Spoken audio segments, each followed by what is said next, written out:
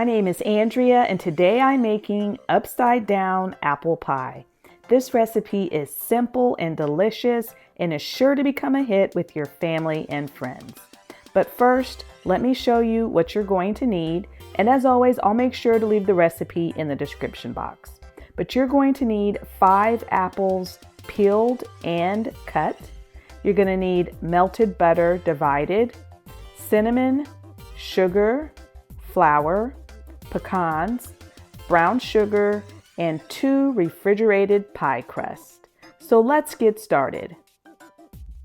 So first we're going to take 4 tablespoons of melted butter and we're going to add our pecans and our brown sugar. Now if you're not into pecans, you could always use walnuts. And I'm just breaking down that brown sugar a little bit, and then you're just going to stir it all together. Next, you're going to take a deep dish pie pan and you're going to spray the bottom of that pie pan with some cooking spray, and then you're going to lay some parchment paper right on top and you're going to spray it with more cooking spray. And then you're just going to pour that filling right in there. Now you may be wondering, what is a deep dish pie pan? Basically, the larger the pie pan, the deeper it is. So you're going to want one that's at least 10 inches. And it's going to be probably like 1.5 inches to 2 inches deep. So that's what you're looking for. So once you get that filling in there, you're just going to spread it out. Next, you're going to take one of your pie crusts and you're going to lay it right on top of that mixture.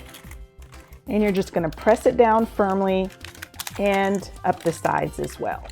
And once you have that pie crust pressed down, you're just going to set it to the side, and we're going to work on our apple mixture. So you're going to take your apples and you're going to just sprinkle in that cinnamon, your sugar,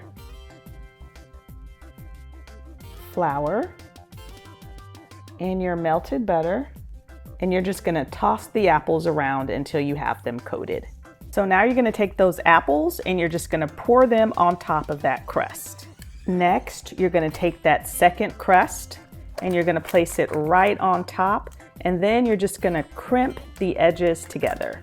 Okay, and once you have your edges all pinched together, you're just going to go in there with a knife and just cut 4 little slits right through that pie crust. And if I didn't mention it, I'm using Pillsbury pie crust. That is one of my favorite store-bought pie crust out there.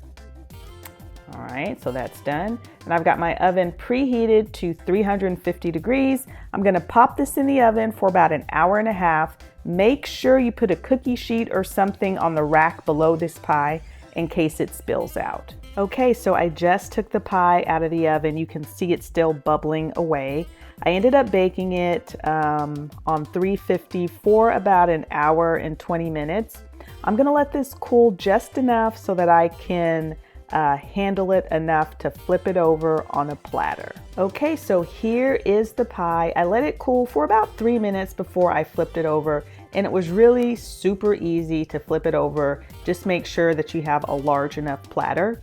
So I am going to let this cool down a bit more, and then I will cut a slice so you all can see what it looks like on the inside. Okay, so here is the pie, and I cut out a slice, as you can see, and it held together. It's not completely cold, but it is warm. And here is a piece on my plate here. This is such a yummy pie, really easy to throw together. It would be great with some ice cream or some Cool Whip. I hope you all enjoyed this quick and easy recipe. If you did, please make sure to give us a thumbs up. If you haven't subscribed to our channel, we'd love to have you. And I have an entire playlist of quick and easy desserts that I will link in the description box. Thanks so much for watching, and we'll see you all next time.